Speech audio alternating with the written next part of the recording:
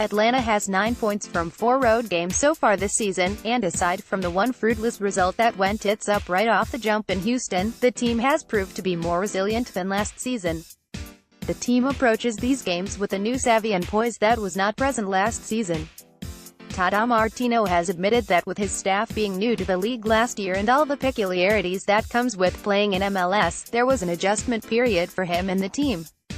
MLS is quite different from most other leagues around the world in many ways, but especially in regards to travel, as the country is so vast with varying environments. The club looks like it's much more comfortable with regard to these characteristics of the league this season. Franco Escobar slotted into the side and played well. Franco Escobar was given his first start since being knocked out of the team, unintended, by Brad Guzan at the end of Atlanta's match against the Vancouver Whitecaps. The Argentine played well, with several tidy tackles and ball recoveries to relieve pressure, especially late in the game when Chicago was pouring men forward.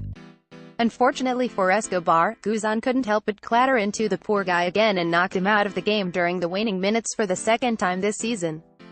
His performance was as good, if not better, than Chris McCann's recent appearances, and with the Irishman reportedly feeling some tightness in his hamstring, you'd expect Escobar to keep his starting place if Tata Martino sticks with the 3-5-2.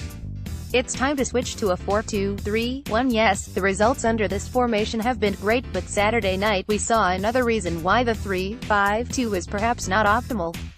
The formation prevents Atlanta's defenders and wing players from pushing up the pitch. By hanging back deep, it creates gaps in front of the defensive line for opponents to play through, and Chicago took advantage of that space, especially in the first half. In my opinion, Atlanta has seen diminishing returns with this formation in recent weeks and has largely been carried by moments of individual brilliance. It's great that we've developed an understanding of how to play in this shape, and there's no doubt we should continue to see it at times throughout the season. I don't think it isn't work or that it needs to be completely trashed, not at all. And to be honest, maybe this conversation is a pedantic one.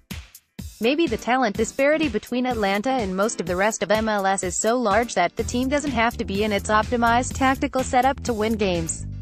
Tata waited too long to bring on Tito Villalba. I love Tito Villalba and what he offers Atlanta United with his game-changing speed and athleticism, but I know for a fact that no one appreciates what Tito brings to the table more than his manager Tata Martino.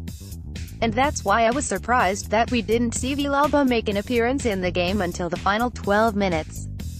Whatever the reasons for that were, I really would have liked to see him come on earlier so that he could start to develop some form that will have him challenging for the first 11.